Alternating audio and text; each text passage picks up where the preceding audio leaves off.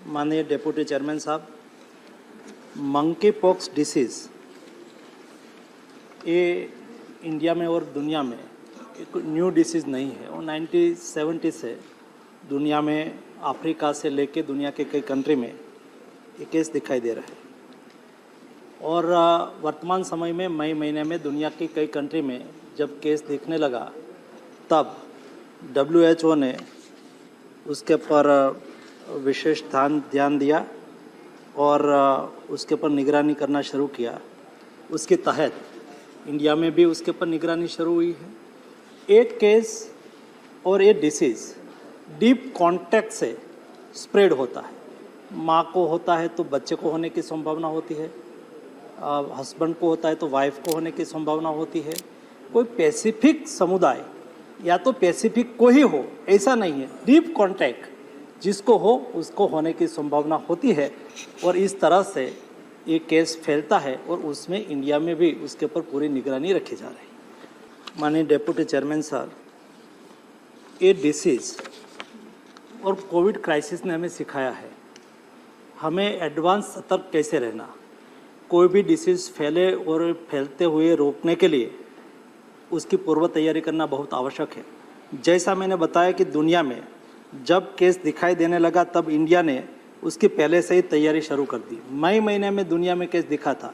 India में first case 14 जुलाई को केरला में दिखाई दिया, लेकिन उसके पहले 31 मई 2022 में हमने सभी स्टेट को, not only for international airport but सभी स्टेट को गाइडलाइन दी गई।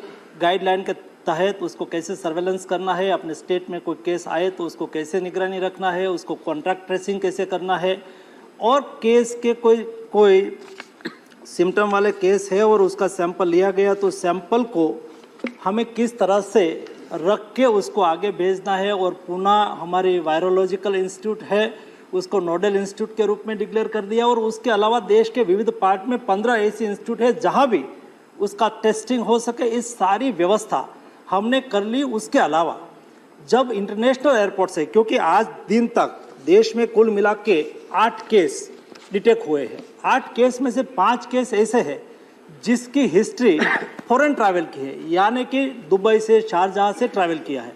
और वहाँ से ट्रैवल करके जब आते हैं, जब एयरपोर्ट पर हम उसका थर्मल स्क्रीनिंग करते हैं। लेकिन कई बार डिसीज़ में हमने कोविड के दरमियान भी देखा और अभी भी देख रहे हैं कि वहाँ से वो दिखाते नहीं है, पैरासीटामोल टेबलेट ले लेते हैं और वो थर्मल स्क्रीनिंग में आते नहीं और देश में केस एंटर कर जाते हैं। तो इस तरह से ना हो, इसलिए हमने दुबई गवर्नमेंट को भी लिखा कि वहाँ से भी कोई वहाँ से ट्रैवल करे कोई भी कंट्री में तो उसका भी वहाँ से ट्रेसिंग करके उसका रिपोर्ट हमें भी भेजा जाए ताकि हम उसको अच्छी तरह से निगरानी कर पाए। आज दिन तक जो भी केस आए हैं तो हमने तुरंत ही यहाँ से केरला में केस दिखाई दिया, भारत सरकार की ओर से यहाँ से एक एक्सपर्ट टीम भेजी गई, स्टेट गवर्नमेंट को मदद किया। जिस केस जहाँ जिस फैमिली में मिला था उसका कॉन्ट्रैक्ट ट्रेसिंग किया। कॉन्ट्रैक्ट ट्रेसिंग करने से और किसी को तो उसकी इफेक्ट नहीं हुई है ना। ऐसा करके हमने डिटेल कार्यवाही की है। जो हमें कोविड क्राइसिस ने सिखाया उसका बेस्ट इम्प्लीमेंटेशन हम मंकी पॉक्स में कर रहे हैं। और मंकी पॉक्स एक ऐसा डिसीज है, वो ज़्यादा रिस्क नहीं है, हम थोड़ा सा भी सतर्क रहे कि एक फैमिली में आई रिप्लाइंग टू फैमिली में किसी को हुआ है और उसको ट्रेसिंग कर ले और बाकी लोग उससे थोड़े समय के लिए उसका 12-13 दिन के लिए उसके अंतर बना के रखे तो उसको कंट्रोल किया जा सकता है। और मेरी अपेक्षा है कि इस सतर्कता के आधार पर हम उसको अच्छी तरह से कंट्रोल करें। दोनों माननीय सदस्य ने वो डोमेस्टिक पैसेंजर्स का भी बोला, तो आपने अंतर्राष्ट्रीय और डोमेस्टिक दोनों का कवर किया। हाँ, थैंक यू। तो माननीय सदस्य ने बहुत महत्वपूर्ण क्वेश्चंस राइज किया है। स्वाभाविक है कोई भी डिसीज़ उसको हल्के से नहीं लेना चाहिए, उसको सीरियस ही लेना चाहिए। और देश के कोई व्यक्ति का कोई भी डिसीज़ से मृत्यु न हो, हम सब चाहे। और मंकी पॉक्स डिसीज़ के संदर्भ में भी पब्लिक अवेयरनेस बहुत आवश्यक है। भारत सरकार की ओर से नीति आयोग के मेंबर के अध्यक्षता में हमने एक टास्क फोर्स भी बना दिया है। टास्क फोर्स के आधार पर वो समय समय पर उसका आकलन करते, स्टडी करते। मैंने भी और सभी स्टेट गवर्नमेंट को लेटर भी लिखा है, तब जाके अपने स्टेट में भी उसके अवेयरनेस के कार्यक्रम चलाए, पब्लिक को अवेयर करें।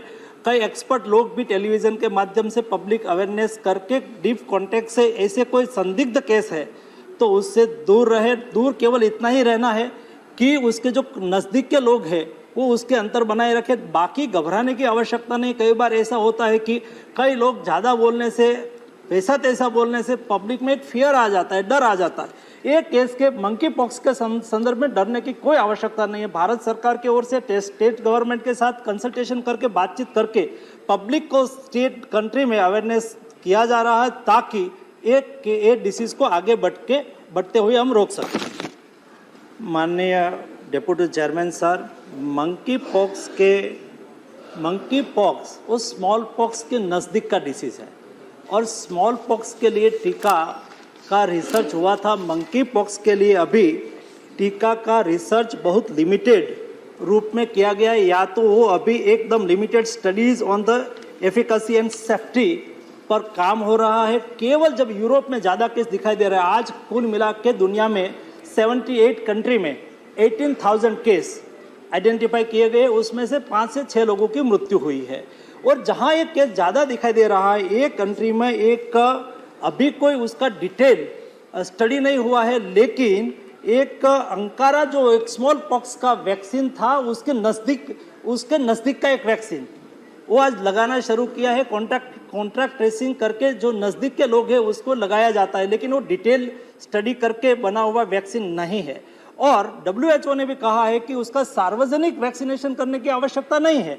जहां कोई ऐसा केस आइडेंटिफाई किया जाए तो उसका कॉन्ट्रैक्ट ट्रेसिंग करके नज़दीक वाले लोगों को वैक्सीनेशन करना है। वो यूरोप में हो रहा है, इंडिया में भी ये वायरस को, मंकी पॉक्स वायरस को आइसोलेटेड हमारे साइंटिस्टों ने कर लिया है और उन्होंने ICMR ने एक एक्सप्रेस ऑफ इंटरेस्ट भी फ्लोट किया है, जैसा कोरोना वायरस के लिए किया था। जब पहले वायरस को आइसोलेटेड किया जाता है, आइसोलेटेड करके रिसर्च और उसका मैन्युफैक्चरिंग प्रोडक्शन के लिए उसको और इंस्टीट्यूट को बुलाई जाती है।